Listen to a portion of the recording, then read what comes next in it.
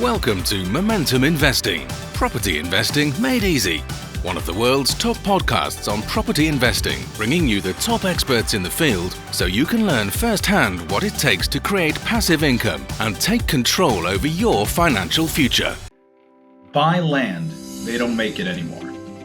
Wise words once said by Mark Twain. But is it still true? Well, welcome to the Momentum Investing Podcast. My name is Daniel Wood. I am the host for your show here today, and my guest, Neil Laughton, has invented, together with his business partner, a way to build sustainable housing that will last for over 100 years on water. Mark Twain, I'm sorry, they build land anymore. So welcome to the Momentum Investing Podcast. I hope you're excited for this episode. It is an incredible episode, groundbreaking technology. Literally, you're breaking ground on water, and it will change the way building can be done in the future.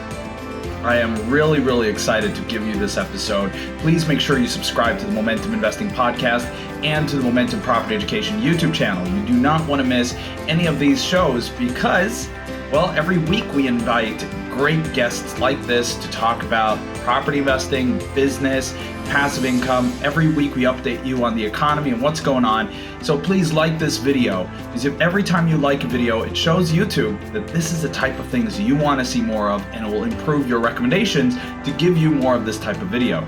In addition, as a thank you from us, we will plant a tree together with Eden Reforestation Projects. For every like we get on any of our YouTube videos, we plant a tree. So please click that like button, make a difference today. We really appreciate it. Thank you. Now, let's get into the interview with Neil. Welcome to the Momentum Investing Podcast. I am super excited to be here with Neil Laughton. Neil, welcome to the show. Hey, thanks, Daniel. Good morning. Great to be with you. Thanks for super excited to have you here. I mean, we've been talking about this project you have, and we're going to share that with all of you here listening. So this is really exciting, cutting edge stuff. But before we get into the details, let's hear a little bit about, who you are, Neil, your background. If you want to share that briefly, we'll get into the fun stuff in a moment. Yeah, sure. So my career started actually quite a long time ago as a soldier. So I was a Royal Marine, and then spent some time in UK Special Forces. All very exciting stuff. But of course, you were never going to retire, on a decent pension, really. So I started my business career in construction and had a 20-year longevity career designing, building, furnishing offices and headquarters buildings for customers, mostly in the UK. Since I sold my business to a FTSE 100 about 10 years ago, I've been doing all sorts of things from L&D, learning and development, business, to running a penny farthing club. I'm involved with tidal technologies, and also possibly something we'll talk about, floating developments. My passion is travel, sport and adventure. And amongst all of those other things, right the way through my career, the one thing I won't compromise on is having one or two exciting adventures in the year. And so, I organize and lead expeditions on 7 continents by land, sea and air. Oh, that's awesome. Yeah, we've had a few adventurers here on the show. You guys are all unique, I should say. You live a special life. So I might have to join you guys soon on some of those. But this latest project you're doing with floating developments, that sounds really, really exciting. And I mean, with my dad coming from San Francisco, where you have literally a whole area of the city is on the water, like literally, not just riverfront, it's actually out on the water. When I heard about this project, I got really, really excited, because that's not something that's really done a lot in the UK. I remember listening to Richard Branson's biography, and one of his first houses that he lived in was a floating home. But it hasn't really become anything truly used in the UK. So yeah, tell us about it. How did it come about, and what is it you're actually doing, and how is it different from everything else? Sure. So I have recently started a new business called Floating Developments with a good friend, and we about 2 or 3 years ago we were lamenting the fact that we both have houseboats, traditional Right. ironclad houseboats, all very nice, but just to give you an example, mine cost like say £500,000, but is now valued at about 200. It's a depreciating asset. It's like buying a car just to live in.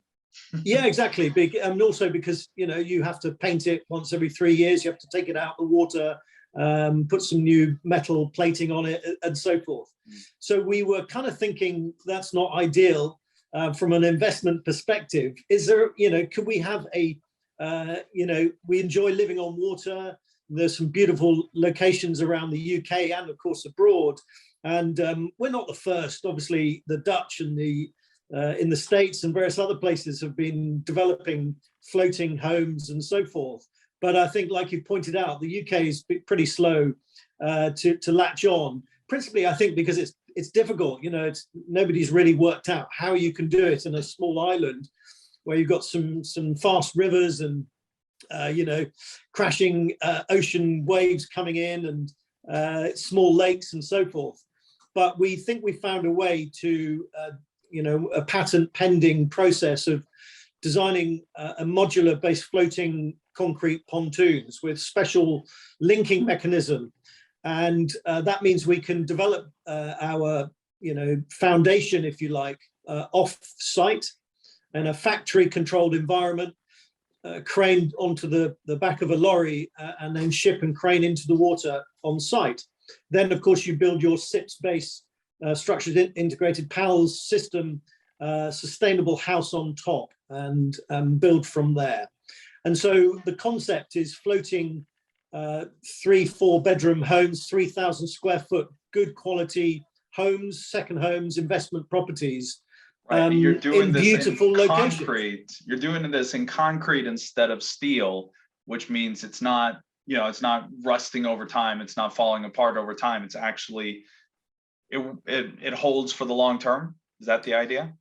Precisely. And unlike what I've just described, the problems of having a beautiful houseboat made of metal, concrete weathers extremely well over time in water, be it saline or not. And so the way that we're designing with some clever marine tech engineers and so forth, we're designing these things to last 100 years, maintenance free.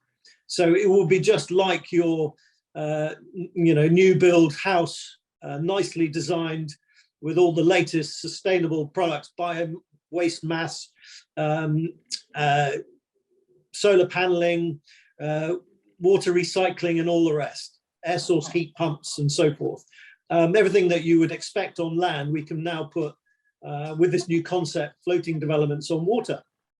Very cool. So essentially, everything above the foundation is top-notch, high quality as you would have on land, and then the foundation is in the same way. It's the same quality as on land. It just happens to be floatable on water. Correct. And of course, the locations that we're going to partner with organizations like marinas and individuals who have a bit of river frontage.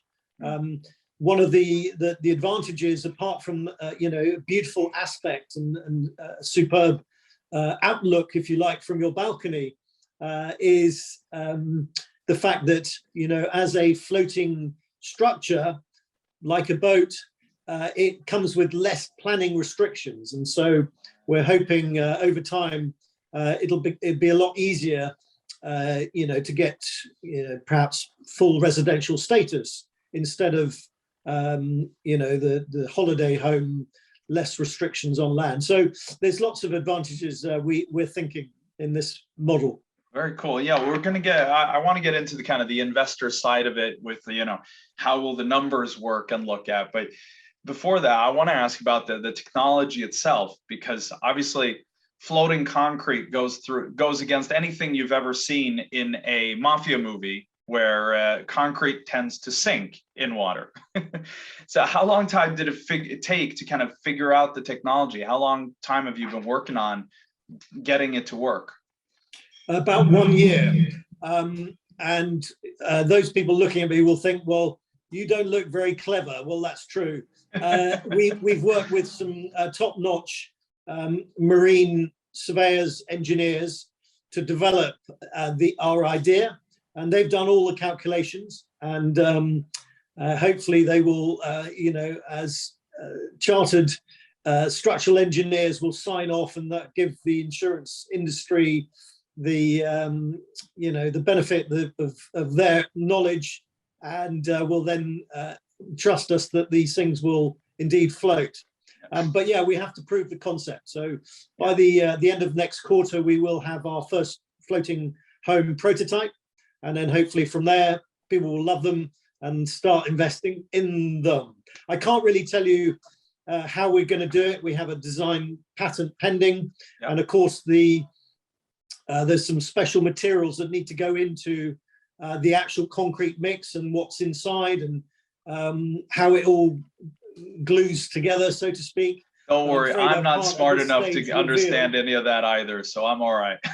Yeah, I just suffice to say we're using extremely interesting concoction ingredients of materials that you wouldn't necessarily expect, and won't have been seen anywhere else in the world.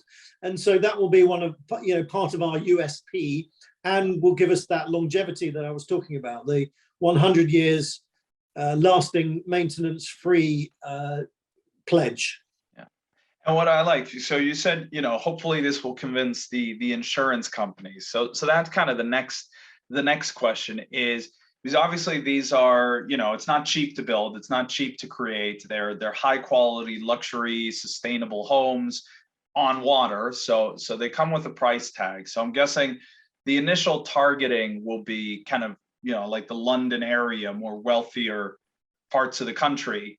And from there, with that kind of price tag, a lot of investors especially will want to use a mortgage to do it. And the mortgage industry is tough. The insurance industry is tough in the UK, just because, well, anything that is non-standard construction is, well, it's considered non-standard construction. We were talking about that before the call, how I live in Sweden. We have some of the most well-built properties in the world. We don't have water issues in our properties, but if you bring our style of homes, module buildings, wooden frames, to the UK, we wouldn't get lending on a lot of those properties, or we would have huge challenges improving it. And now you're taking something that is completely innovative and you're having to come into the market. So what has been the response so far, and how long do you think it might take to convince the banking sector to, and the good news is obviously there are like 2,000 lenders in the UK. You don't have to convince them all. You have to convince 1% and you're okay. But what do you guys think is the roadmap there? Yeah, no, I mean, you've highlighted all the issues that we've been thinking about and trying to address over time. And creating any new business, you're going to have these challenges. But as entrepreneurs, you'll know as well as me, that's the exciting part. And just having these types of conversations with the traditional market. Yes, of course we're getting some kickback, but we'll find somebody. We're confident that there's somebody out there who's going to join us in that risk and reward, for sure. If this does kick off as we hope it will, demand will dictate that somebody will have to step up and take a hedge a bet and provide some finance and provide some insurance, and then like you pointed out, we just need one or two providers in that sector willing to give it a go, and we'll be away. So I'm confident. Yeah, so I mean, when you get with the banks, I mean, again, there are so many lenders out there, and I think especially if you're targeting the London area, if you can get a few people to buy this, do cash purchases and put them in, you can then pretty quickly start proving to lenders that there is a demand, and that there is significant market share for them to get with financing. I think the big challenge, of course, is always going to be the insurance companies. Well, maybe not the challenge. That's where the opportunity is. They're generally more flexible And if they sign off on it, then that's a security for the banks, because they know, if it sinks or if something goes wrong or if it doesn't hold for 100 years, the insurance company will step in and have to pay back the bank. Yeah, no, we're confident that the insurers will get on board once we've got the prototype up and running. We can, we'll have done extensive tests on the sinkability up front. Like mentioned, we have the marine engineers who are going to sign off with their chartered status, and everything above the water is going to be, pretty standard. So I really don't see over a period of time we're going to have too much problem in that area. The exciting thing, I think, for me is that, and us, is that there's kind of two potential client streams. There's a huge, in the UK certainly, I don't know about abroad, but in the UK, people are actually actively considering moving out of the city centres now and looking for places to bring their family up in a country location. So I think we'll take advantage of that. And then from an investor perspective, these things are new. The staycation market is huge. I've got a couple of rented properties, and the number of days and weeks that these properties are being rented now compared with 2 years ago is exponential. It's extraordinary. So the demand is definitely there for staycation, holiday, homes in nice locations. And I think from an investment perspective, and I'm told there's a lot of liquidity out there. I think we'll find most of our customers will come with a swag bag of cash. At least that's what we're hoping. We see that. I mean, we have a golf resort we're developing, and one of the things we're doing there is putting in like these luxury tree houses. And we've seen, that the demand for staycation and kind of that unique living experience is huge. So we're seeing numbers where we might spend £100,000 to put in these tree houses, and we have an expected income of about £100,000 per year on them. And they have they only have a 10-year lifespan, but still, that's a 10x investment. For sure. And in fact, I took my family to Belize, and we stayed over Christmas holidays 2 years ago in a tree house in Belize. There you go. Yeah. See, I mean, it is an experience. It's different. And obviously, again, living on the water, that's something. Just my father-in-law has, he always kind of has that, let's say, not so hidden wish that he would have, become a sailor when he was young. So him choosing between living in a flat in town or him living on the water, he would do his vacation on the water. So I definitely see the potential market for it. But so if we look at the numbers kind of as an investment or the process, like say I'm an investor now and I want to get in on this. I want to get in on the ground floor. I want to do some deals. How does it work? Because obviously I don't own water in the UK currently. I maybe have to, but what is the process? Okay, so roughly speaking, as I say, we haven't built our first prototype yet, so I can't tell you. I can't give you the information of what it will cost. Yeah. But we have some projected numbers. So round figures, if we said the 99-year lease in a beautiful location in an estuary or a marina in the UK somewhere for your floating home, and the cost, the sale price, cost price of said 3-4 bedroom, 3,000 square foot floating home, together with that 99-year lease, would be circa 500 to 600,000 pounds or 750,000 US dollars. That's your commitment. Then if you look at an expected return on investment, supposing it's you use it as a holiday letting property, we expect probably 55 to 75,000 pounds per year per annum in holiday rental income. So you can do the math as well. Yeah, exactly. And just my kind of spontaneous there, considering the fact that because the price tag is large, right? I'm not going to put this up, I'm not going to put this in Glasgow. Yeah.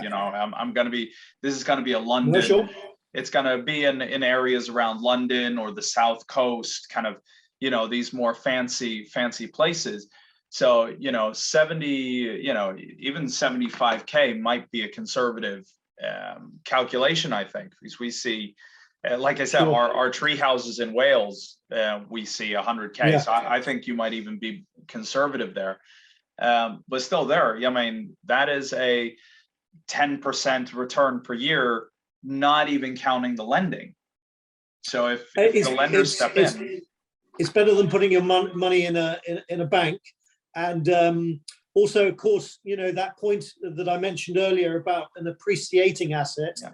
Of course, unlike a houseboat, traditional houseboat, this thing we estimate will be an appreciating asset.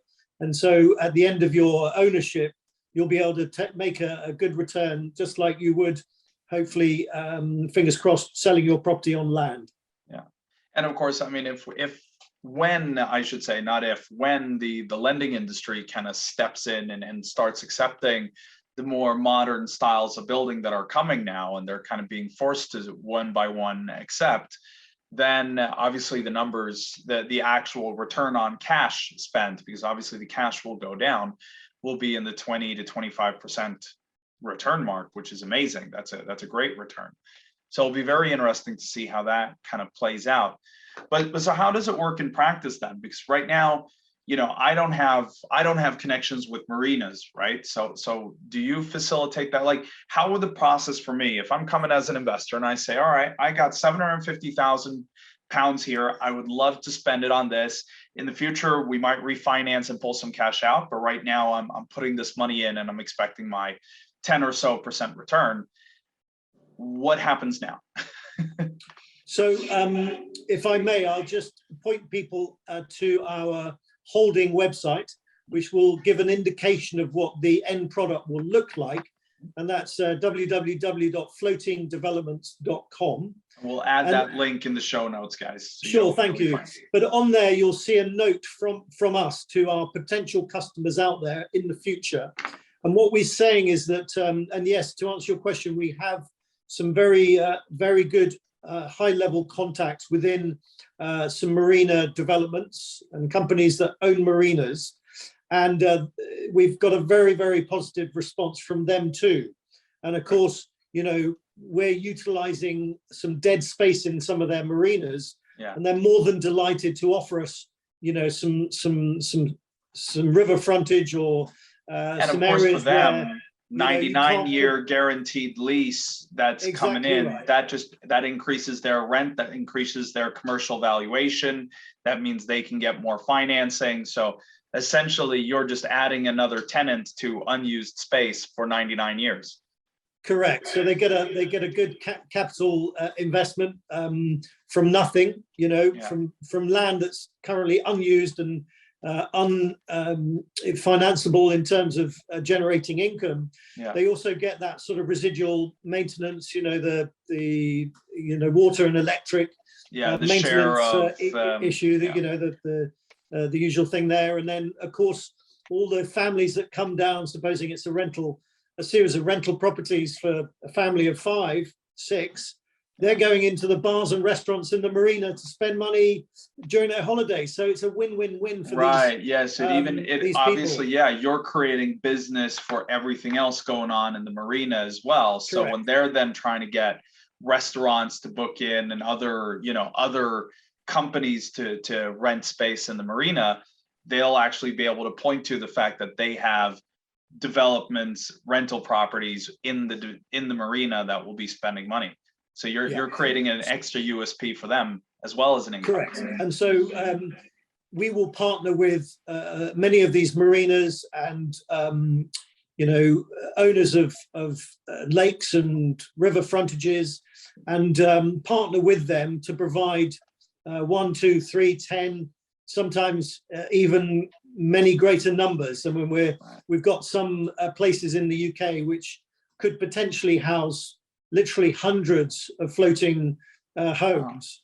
I can't tell you too much, but we're in discussions. And so what I was saying is that on that website, you'll see a statement which will say, whilst we're building our first prototype, we're going to be negotiating with our partners and some of these organizations that do have this land and waterways to offer different and varying locations around the UK for where they can purchase their 99-year lease.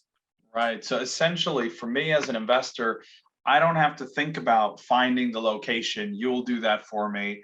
One of the big challenges we do some developments, is developments always tend to take time. They're delayed. In your case, you're building this offsite in a factory, which means if it goes wrong and, let's say there's a mistake and it sinks, well, that's your responsibility, not mine, until it's standing there on the water and been signed off by a surveyor. It's your responsibility. So I have a guarantee that I'm not going to have any building issues or problems. And all I got to do essentially is have the money and do my due diligence to say, well, I want that marina or that marina because this is how the numbers are going to stack up for me.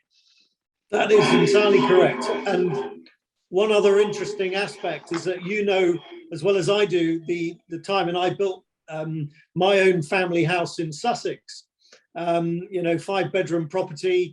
It took 18 months. Yeah. We reckon that from a client placing an order deposit for their floating home to opening the door for the first time with their new house keys, about 3 months, Daniel. Wow. Well, that is the difference with factories, right? That's like in China, they're building buildings with 3D printers now. Yeah. It's incredible, the difference. And like we talked about with the lending industry in the UK, we can't do that yet. But I would love to get myself a big 3D printer and start printing houses. And essentially, obviously that's not the tech you're using, but it's the same principle. You're building it in a factory, which means it's a controlled environment. It's, the regular, industrial revolution, process of doing it easy and quick. And that's allowing you to pump out buildings at a higher rate than a new build regular construction is. And that's why my 20 years in the construction industry has helped with that process. Yeah. No, and really, that's where it gets very interesting. The more I think about it, the more, I'm seeing advantages, because one of the things as well, for example, for us, we're doing a decent amount of developments, and there's always things with the ground, right? There's always, the studies you got to do. There's always the how the elevation that has to be fixed, the quality of the ground, and, the reinforcement that has to be put in. Now it's water, right? And yes, there are different, amounts of, how salt or how much movement and stuff, but essentially it's always water. And so what you're building, it's that controlled environment, right? You're building it for the same. It's not going to be somewhere where we have coal issues or mining shafts or, something else. It's water. So I can see how you can really systemize this and build at a high rate, which is very, very cool. And then hopefully, we'll service the UK market ourselves, but then the opportunity is to license out our patentable design and the clever cement mix, and give the opportunity to others, similar organizations in different countries, the ability to copy us. Very, very cool. Very cool. So let's if anyone's interested, if they want to learn more, if they want to maybe become a partner in another country, how do they reach you, Neil? How do they get a hold of you? Oh, Daniel, I'm all over social media, mate. Just type in Neil Laughton, you'll find me. Or check us out on floatingdevelopments.com. Perfect. So floatingdevelopments.com is in the show notes, the link to that, and Neil Laughton's name is in the title, so you can copy paste that, so you'll be fine. Well, Neil, this was an absolute pleasure. We're going to have you come back in the future and talk about how this is progressing, as well as share some of the stories, war stories from your adventures and the developments you have done. But this was awesome. I am super excited to see how this goes, and hopefully connect you to some good people that might be able to help out in the future. Thanks, Daniel. Great pleasure talking to you. Wow, that was incredible, isn't it? I get so excited when I hear about new technology, new opportunities, new growth. So I hope you enjoyed that. Please, if you did, like this video and we'll plant a tree as a thank you because, well, let's make a difference, all of us. Now, next week, we got a very special show. We're going to start our countdown to New Year's. We're going to look at what have we done well in 2021, and even more importantly and more exciting, what are we going to achieve in 2022? So we're going to be looking at your goals, where you're going, and how best to get there. You're going to learn the cutting edge goal setting strategies, techniques, planning, and of course, how are you going to achieve this? So stick with us next week. If you haven't yet subscribed, I would really appreciate it if you did, because you don't want to miss any of these videos, do you? Thank you so much for joining us today. I'll see you next week.